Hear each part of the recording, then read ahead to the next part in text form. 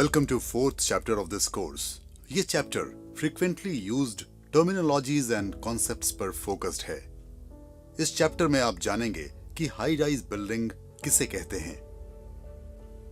Fire and life safety point of view से building height का क्या रोल है.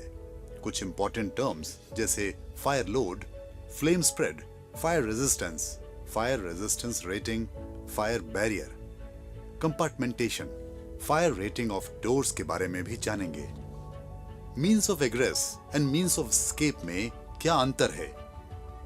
जनरल एग्जिट रिक्वायरमेंट से रिलेटेड टर्म्स जैसे exit access, exit discharge, travel distance, dead end, occupant load, exit capacity और capacity factor भी इस chapter में एक्सप्लेन किए गए हैं.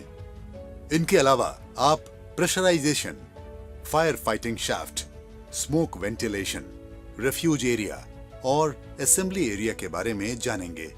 अक्सर इंटरव्यूज या एग्जाम्स में पूछा जाता है कि कब हम किसी बिल्डिंग को हाई राइज बिल्डिंग कह सकते हैं. एनबीसी के अनुसार अगर बिल्डिंग की हाइट 15 मीटर या उससे ज्यादा है तो उस बिल्डिंग को हाई राइज बिल्डिंग कहेंगे. अगला सवाल होता है बिल्डिंग की हाइट जानना fire and life safety point of view से क्यों इंपॉर्टेंट है. इसके जवाब में आप कई सारे इंपॉर्टेंट फैक्टर्स बता सकते हैं. जैसे बिल्डिंग की हाइट से हमें required fire pump head calculate करने में हेल्प मिलती है. स्टेयर केसेस और लिफ्ट लॉबीज में प्रेशराइजेशन, हाइड्रेंट पाइप का साइज और फायर ऑफिसर्स की बिल्डिंग में रिक्वायरमेंट, ये सब हाइट पर डिपेंड करता है. अगर इतना कुछ बिल्डिंग की हाइट पर डिपेंड करता है तो ये जानना भी जरूरी है कि हाइट कैसे मेजर की जानी चाहिए. हाइट दो रेफरेंस पॉइंट्स के बीच का वर्टिकल डिस्टेंस होता है. बिल्डिंग की हाइट डिसाइड करने में दो फैक्टर्स का ध्यान रखना होता है. छत किस तरह की है और जगह मैदानी है या पहाड़ी है. अगर फ्लैट रूफ है तो ग्राउंड लेवल और लास्ट लिवेबल फ्लोर के छत के बीच की डिस्टेंस को मेजर करना होता है. और अगर पिच्ड रूफ है तो ग्राउंड लेवल और जिस पॉइंट पर स्लोपिंग रूफ बाहरी वॉल से मिलती है उनके बीच का डिस्टेंस मेजर करना होता है. पहाड़ी या ढलान वाली जगह पर अगर बिल्डिंग बनी हो तो सबसे नीचे की जगह जहां तक फायर टेंडर जा सके और लास्ट लिवेबल फ्लोर के छत के बीच की डिस्टेंस को मेजर करना होता है.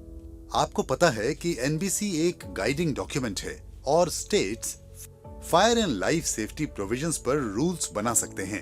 इसीलिए अगर कभी आपको किसी बिल्डिंग के लिए फायर प्रोटेक्शन और लाइफ सेफ्टी मेजर्स डिसाइड करना हो तो किसी भी डिसीजन को लेने से पहले लोकल बिल्डिंग बायलॉज को जरूर देखना चाहिए. क्योंकि कुछ राज्यों में आपको लोकल बिल्डिंग बायलॉज और एनबीसी के प्रोविजंस में अंतर देखने को मिल सकता है. अगर ऐसा कभी हो तो आपको लोकल बिल्डिंग बायलॉज में दिए प्रोविजंस अप्लाई करने होंगे. आप सोच रहे होंगे कि मैं ऐसा क्यों कह रहा हूं. मेरे ऐसा कहने के पीछे जो कारण है आप इन दो एग्जाम्पल से बेहतर समझ पाएंगे.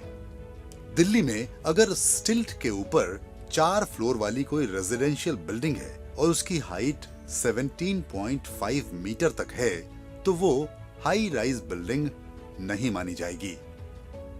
हरियाणा में अगर स्टिल्ट के ऊपर 4 फ्लोर वाली कोई रेजिडेंशियल बिल्डिंग है और उसकी हाइट 16.5 मीटर तक है तो वो हाई राइज बिल्डिंग नहीं मानी जाएगी.